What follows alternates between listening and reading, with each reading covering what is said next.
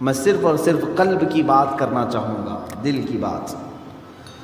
آج کے دور میں پوری کی پوری طاقت لگا دیتے ہیں اپنی صحت کو صحیح کرنے کے لیے۔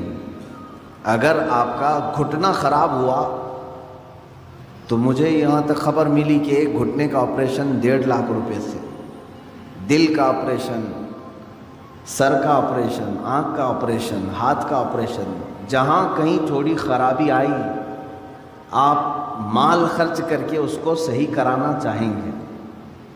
جو لا علاج بیماری ہے کینسر، سب کو معلوم ہے، اس کے باوجود بھی کینسر ہونے کے بعد کوئی خاموش بیٹھتا ہے کہ چھوڑو اب تو مرنا ہی ہے؟ علاج میں وہ بھی 2-5 لاکھ روپے خرچ کر ہی دیتا ہے، اسے معلوم ہے کہ صحیح نہیں ہوتی، کوشش کرنے میں کیا کریں۔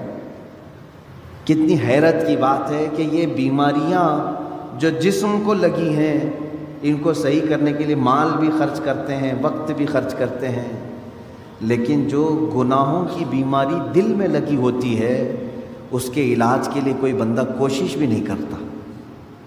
اس میں نہ پیسہ خرچ کرنے کی ضرورت ہے آپ کو، نہ ہی بہت زیادہ محنت کی ضرورت ہے۔ چند چیزیں ہیں کہ اگر قلب دھو دیا جائے تو پاک ہو جائے گا۔ دلوں کی سختی بندے کو انسان سے گرا کر جانور کے درجے پر لے آتی ہے، بلکہ جانور سے بھی بدتر۔ قرآن میں اللہ تعالیٰ نے فرمایا پہلے پارے میں، ثم قست قلوبهم من بعد ذلك فهي كالحجارة او اشد قسوة، لوگوں کے دل پتھر کی طرح سخت ہو گئے، نہیں بلکہ اس سے بھی زیادہ سخت ہو گئے۔ اللہ فرما رہا ہے کچھ لوگ ایسے ہیں جن کے دل پتھروں سے زیادہ سخت ہوتے ہیں، پتھر میں کوئی چیز داخل بھی نہیں ہوتی، اندر سے کوئی چیز باہر بھی نہیں آتی۔ تو جس کا دل سخت ہو گیا ہے، ہدایت کی کوئی بات اس کے دل میں داخل بھی نہیں ہوتی اور کوئی بھی اچھی بات وہ قبول بھی نہیں کرتا، انہی لوگوں کے متعلق قرآن کہتا ہے سم بکم عمی فہم لا یرجعون۔ یہ کس کے لیے ہے؟ اندھے ہیں، گونگے ہیں، بہرے ہیں، وہ اب لوٹنے والے نہیں۔ قرآن میں اللہ تعالیٰ فرماتا ہے ختم اللہ علی قلوبہم وعلی سمعہم وعلی ابصارہم غشاوہ، اللہ نے ان کے دلوں پر مہر لگا دیا، ان کی آنکھوں پر، ان کے کانوں پر پردے پڑے ہوئے ہیں، ان کے لیے دردناک عذاب ہے۔ میرے عزیزو یاد رکھو، ایک مومن کے لیے سب سے پہلی چیز قلب کا تصفیہ، دل کا علاج کرانا۔ دل کا علاج سے مراد کسی کارڈیالوجی کے پاس جا کر کے نہیں، وہ تو خون کی نالیوں کو تو صحیح کر لے گا، لیکن دل کے اندر جو گناہوں کا میل ہے اس کو کوئی کارڈیالوجی صحیح نہیں کرتا، اس کو ڈاکٹرز نہیں صحیح کریں گے۔ اور یہ بیماری نہ تمہیں ایکس رے میں بھی نظر نہیں آئے گی، ہاں اس کی نشانیاں بزرگوں نے بیان کی ہیں، تم خود پرکھ سکتے ہو۔ اگر قرآن پڑھنے میں دل نہیں لگتا ہے تو سمجھ لو کہ دل کالا ہو رہا ہے، مسجد میں زیادہ دیر بیٹھنے میں دل نہیں لگتا ہے تو سمجھ لو کہ دل کالا ہو چکا ہے، اللہ کی راہ میں خیرات کرنے سے دل ہاتھ نہیں اٹھتا تو سمجھ لو کہ دل پورا کالا ہو چکا ہے۔ ایسی نشانیاں بہت ساری ہیں۔ آیات قرآنیاں پڑھی جا رہی ہیں، سننے کا شوق نہیں، لیکن وہی گانے گھنٹوں سنتا ہے، یہ دل کے کالے ہونے کی علامات ہیں۔ تھوڑی دیر اپنے والدین کو دیکھ نہیں سکتا، لیکن گھنٹوں غیر محرم عورتوں کو دیکھنے کا شوق ہے۔ کلام پاک کو تھوڑی دیر کے لیے نظر بھر کر کے دیکھنا نہیں چاہتا، لیکن موبائل میں گھنٹوں بیٹھا رہتا ہے۔ یہ تمام چیزیں دل کے سیاہی کی علامات ہیں میرے۔ اگر علاج نہیں کیا تو یہ پتھر ہو جائے گا، یہ پتھر ہو جائے گا، اور پھر اس کا علاج بھی نہیں ہو پاتا۔ اسی طرح مرے دل کے ساتھ دنیا سے وہ چلا بھی جاتا ہے۔ آخر اس دل کی صفائی کیسے کی جائے؟ کون سا صابن، کون سا سرف، کون سا پانی لے کر کے اس دل کو دھوئیں تو صاف ہوگا؟ نہیں میرے عزیزو، یہ دل صرف اور صرف اللہ کے ذکر سے پاک ہوتا ہے۔ قرآن نے کہہ دیا الا بذکر اللہ تطمئن القلوب، تو اس دل کی صفائی جو ہے اللہ کے ذکر سے ہے۔ اب ایک بڑی بات میں آپ کو بتاؤں، فقہ کا ایک قاعدہ ہے، قانون ہے، شریعت کا ایک مسئلہ ہے۔ زمین پر اگر نجاست پڑ گئی کیسے پاک کریں گے آپ؟ کھلی زمین تھی، گوبر پڑا ہوا ہے. پاک کرنے کا طریقہ، ہر چیز کو پاک کرنے کا طریقہ الگ الگ ہے. مسائل آپ پڑھیں گے تو سمجھ میں آئے گا. کپڑے پر لگے تو دھونا ہے، بدن پر لگے تو دھونا ہے، برتن پہ لگے تو دھونا ہے. الگ الگ طریقے ہیں سب نجاستوں کو پاک کرنے کا. کپڑے پر اگر نجاست لگی ہے تو 3 مرتبہ دھونا ہے آپ کو. کوئی غلیظ نجاست لگ گئی تو، نجاست کی بھی 2 قسمیں ہیں، خفیف اور غلیظ. غلیظ کا مطلب جیسے پیشاب، پاخانے وغیرہ.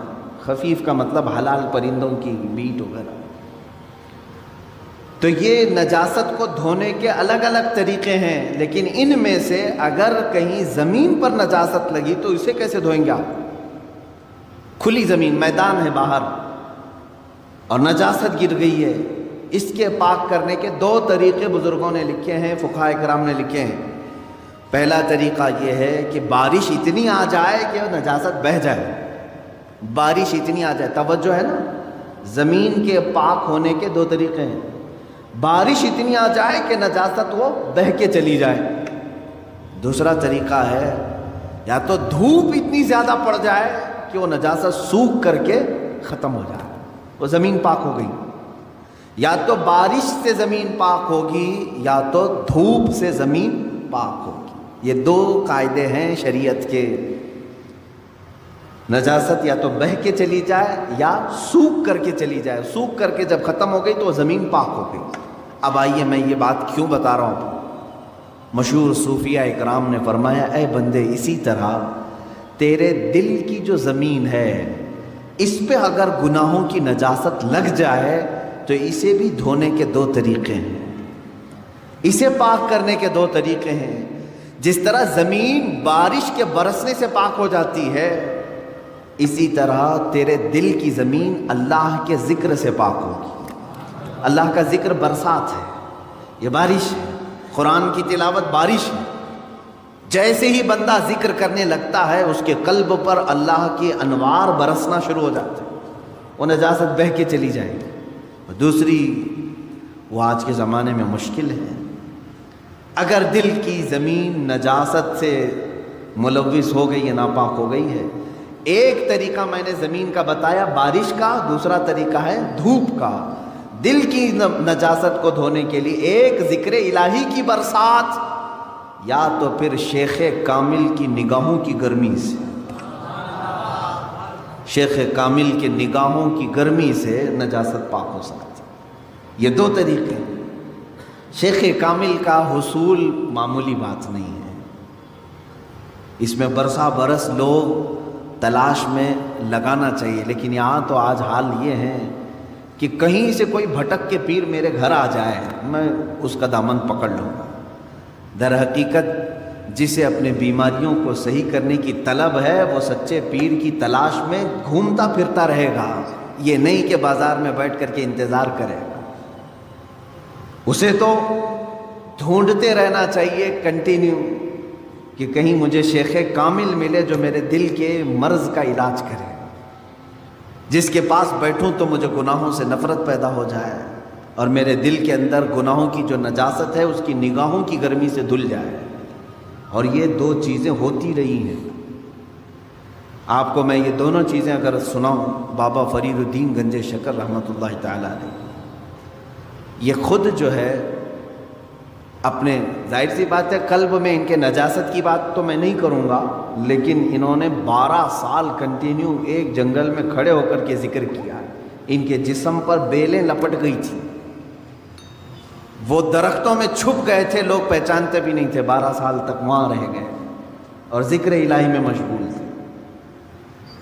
اور اس کے بعد ان کے مرید صادق محبوب الہی نظام الدین اولیاء رضی اللہ تعالیٰ، جو حضرت خواجہ فرید الدین گنج شکر کے مرید بھی ہیں، خلیفہ بھی تھے، محبوب الہی، ان کا حال یہ تھا کہ یہ اپنے شیخ کی نگاہوں سے، صرف بابا فرید نے صرف ان کے قلب پر نگاہ ڈالی اور ان کی دنیا بدل گئی تھی. اور پھر وہ اس راستے پر ایسے آئے کہ اپنے وقت کے قطب بن گئے.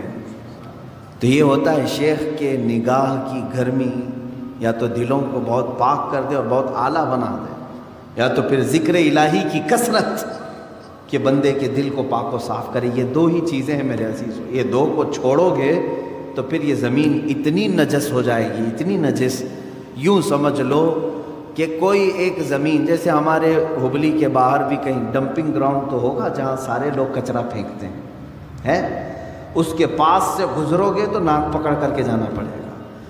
ایک وقت ہمارے دلوں کا بھی ایسا آتا ہے کہ اتنی نجاست اس میں آ جاتی ہے کہ فرشتے قریب آنے سے کراہت محسوس کرتے ہیں، نہیں آتے فرشتے۔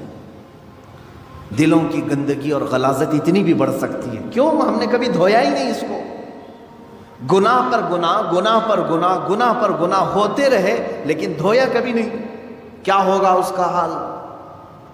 آپ ان لوگوں کو دیکھتے ہوں گے جو سادھو وغیرہ جن کے جٹ ہوتے ہیں بال، کبھی نہیں نہاتے بیچارے، نہیں نہانے کی وجہ سے بال پورے جمع ہو جاتے، ہوتا ہے، ایک دوسرے سے بال چپک کر کے مل جاتے ہیں اور پھر اتنی غلاظت اس کے اندر ہوتی ہوئی، واللہ اعلم وہ کون سے طریقے پر چلتے ہیں، کون سا دین ہے مجھے نہیں معلوم، لیکن کنٹینیو اگر آدمی پانی بھی نہ لگائے بالوں کو تو یہ جم جاتے ہیں، ایک دوسرے سے مل جاتے ہیں اور پھر جٹ بن جاتے ہیں، کھول بھی نہیں سکو گے، زندگی بھر کاٹ کے ختم کرنا پڑے گا۔ سوچو اگر دل کو کبھی نہیں دھویا آپ نے تو اس دل کی بھی وہی کیفیت ہوتی ہے جیسے وہ بالوں کا جٹ ہے، اتنا غلیظ ہو جاتا ہے۔ اسی لیے قرآن پاک میں میرے آقا صلی اللہ علیہ وسلم کی صفت اللہ نے کیا بیان کی ہے جانتے ہیں؟ وہ رسول تمہارے درمیان آ رہا ہے، دیکھیں 3 جگہ پر آیت آئی ہے، یہ 3 جگہ پر، تینوں جگہ پر اللہ نے یہی بیان فرمایا، وہ رسول تمہارے درمیان آ رہا ہے، یعلمہم الکتاب والحکمت ویزکیہم، تمہیں کتاب اور حکمت کی تعلیم دے گا اور تمہارے دلوں کو خوب پاک کرے گا۔ حضور کی سب سے بڑی صفت اللہ نے 3 جگہ قرآن میں کیا بیان کی؟ تمہارے دلوں کو صاف کرے گا۔ دلوں کو صاف کرنا یہ میرے آقا صلی اللہ تعالیٰ علیہ وسلم کا طرہ امتیاز رہا ہے۔ وہ ایسے طبیب حاذق تھے کہ جس کے متعلق شاعر نے سچ کہا، ایک عرب نے آدمی کا بول بالا کر دیا، خاک کے ذروں کو ہمدوش سریا کر دیا، خود نہ تھے جو راہ پر اوروں کے ہادی بن گئے، کیا نظر تھی جس نے مردوں کو مسیحا کر دیا۔